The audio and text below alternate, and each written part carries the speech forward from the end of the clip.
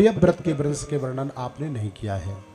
प्रियव्रत का मतलब होता है प्रिय यानी अच्छा, व्रत यानी संकल्प।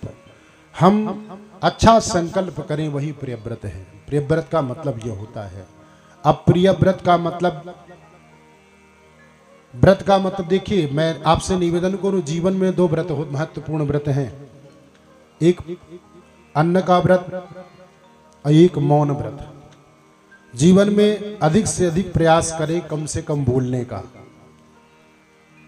जीवन में कम से कम जो कोई बोलेगा उसका कभी किसी से झगड़ा नहीं होगा, कभी मन में अशांति नहीं होगी, कभी कलह नहीं होगा और कभी किसी से नोक झोंक नहीं होगी।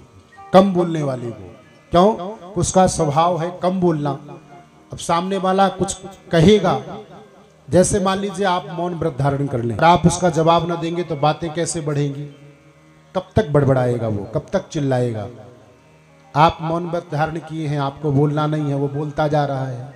हमेशा दो पक्षों में युद्ध या झगड़ा तभी होता है जब दोनों बराबरी करते हैं। एक बात आपने कही, दूसरी बात उसने लौटा दी, तभी कम से कम अन्न ग्रहण करें। अन्न ग्रहण करने का मतलब यह है कि अपने थाली में आया हुआ भोजन एक कण भी ना फेंके, चाहे वो अपने घर का प्रसाद हो या कहीं निमंत्रण में जाए वहां का प्रसाद हो। भोजन प्रसाद उतना ही लें जितना ग्रहण कर सके। आज राजा प्रियव्रत के प्रसंग का वर्णन करते हुए आचार्य सुखदेव भगवान कहते हैं, प्रियव्रत के वंश में आग्निंद हुए और आग्निंद के नाभि और नाभि के ऋषभदेव। श्रीमद् भागवत में उन्हीं प्रसंगों का विस्तार पूर्वक वर्णन किया गया है जिन प्रसंगों में भक्तों के चरित्र का विशेष महिमा का वर्णन हो। महाराज ऋषभदेव जी के 100 पुत्र हैं और ऋषभदेव जी महाराज के बड़े पुत्र का नाम भरत है। भरत जी महाराज परम प्रतापी भक्त भगवान के, और ऋषभदेव जी महाराज सुंदर भगवान की भक्ति और यजन पूजन करने वाले। सायंकालीन वेला में ऋषभदेव जी महाराज नित्य प्रति अपने 100 पुत्रों को बुला करके सन्मार्ग की शिक्षा प्रदान करते, सत्संग करते, भगवान की महिमा का वर्णन करते। और इस बात को सुनकर के ऋषभदेव जी महाराज अपने कुटुंब परिवार को बुला करके सुंदर शिक्षा प्रदान करते, सत्संग करते। ऋषभदेव जी महाराज, हर मानव का कर्तव्य है कि मानव अपने जीवन में, हर गार्जियन का कर्तव्य है कि अपने जीवन में कुछ ऐसा समय निकाले कि अपने कुटुंब परिवार को कुछ क्षण बिठा करके सत्संग की चर्चा करे, भगवत चर्चा करे, सन्मार्ग की चर्चा करे। और वही काम ऋषभदेव जी करते हैं। ऋषभदेव जी महाराज सुंदर शिक्षा प्रदान करते अपने कुटुंब परिवारों को, और उसका परिणाम ये हुआ कि धीरे धीरे करके एक एक करके समस्त पुत्र विरक्त होने चले, भगवत प्राप्ति कर रहे, भगवान का भजन करने के लिए अपना घर द्वार परिवार छोड़ने लगे। ऋषभदेव जी महाराज ने बड़े पुत्र को राज्याभिषिक्त कर दिया, भरत जी को राज्यासन पर विराजमान करके, और सीधे वन की ओर चले गए। और जाकर के वन में बट वृक्ष के नीचे सुंदर साधना कर रहे हैं, तपस्या कर रहे हैं, भगवान का भजन कर रहे हैं। जैसे ऋषभदेव जी महाराज बट वृक्ष के नीचे बैठ करके भगवान का भजन करने के लिए, भगवान का ध्यान लगाने के लिए बैठते, वैसे नगरवासियों को ये बात विदित हो गई कि आज हमारे इस नगर में, जंगल में, वन में एक बहुत सुंदर महात्मा आए हुए हैं। और समस्त नगरवासियों का आना शुरू हो गया।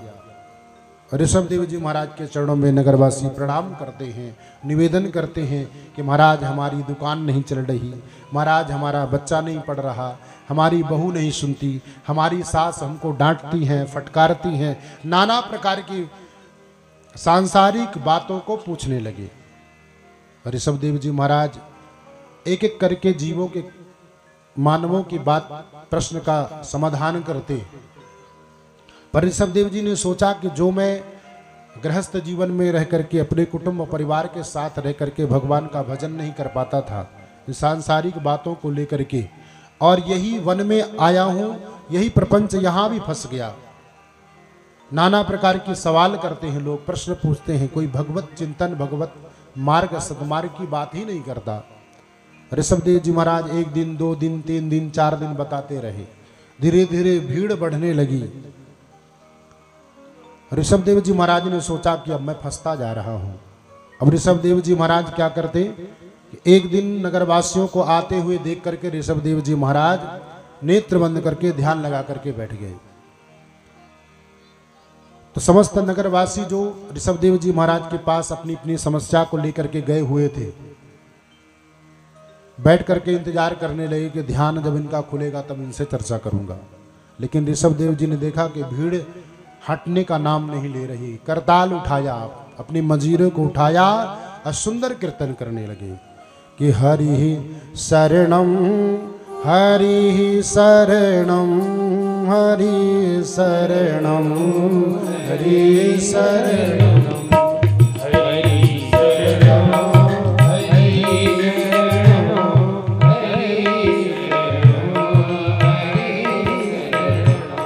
यही एक मंत्र है प्यारा, हरि शरणम हरि शरणम।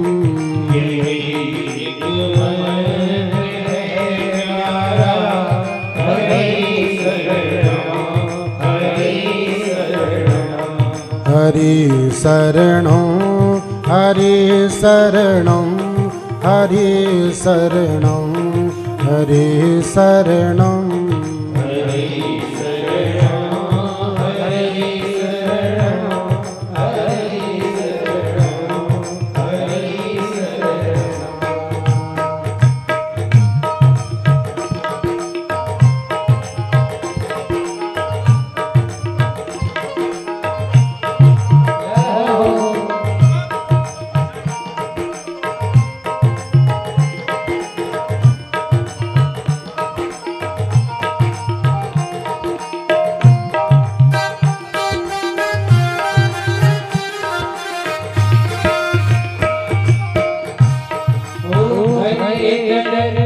हरि शरणम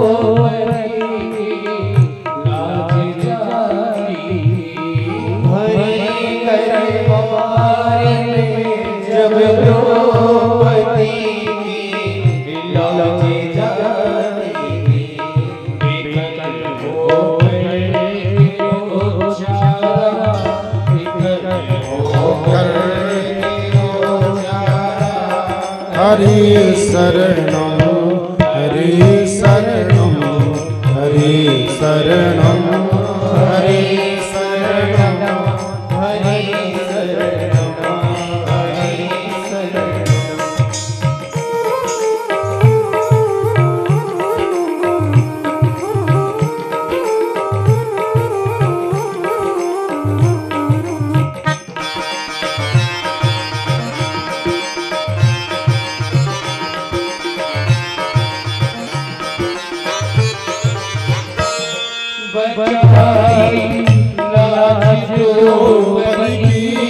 लगाई चीर की ढेरी, बचाई लाज द्रौपदी लगाई दुशासन खींच कर हारा, दुशासन खींच कर हारा। हरि शरणम हरि शरणम हरि शरणम हरि शरणम हरि शरणम हरि शरणम।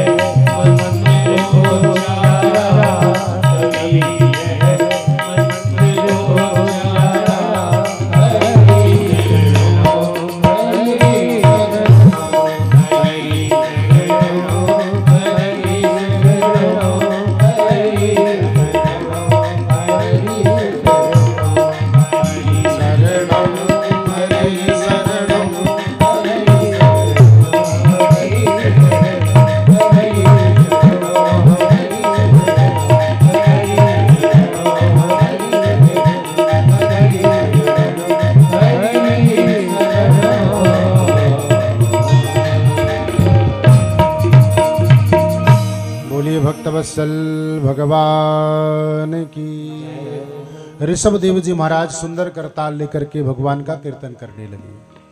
जब भीड़ एकत्रित होती ऋषभ देव जी महाराज के सामने तो सुंदर कीर्तन करने लग जाते। 1 घंटे 2 घंटे 3 घंटे कब तक बैठोगे?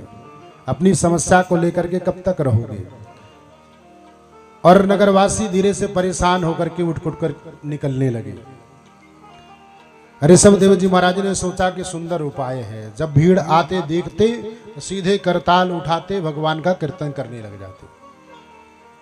न मैं अपनी कीर्तन बंद करूंगा, न इनकी समस्याएं सुनूंगा, न इनका समाधान करूंगा, और न भगवान के भजन से विमुख होऊंगा।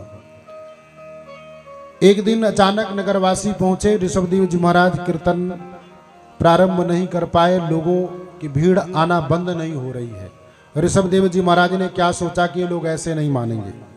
अपने संपूर्ण वस्त्रों को उतार करके एक बड़ा सा पत्थर लेकर के और लेट गए। अपने पेट में और अपने मुख में एक बड़ा पत्थर रख करके लेट जाते हैं।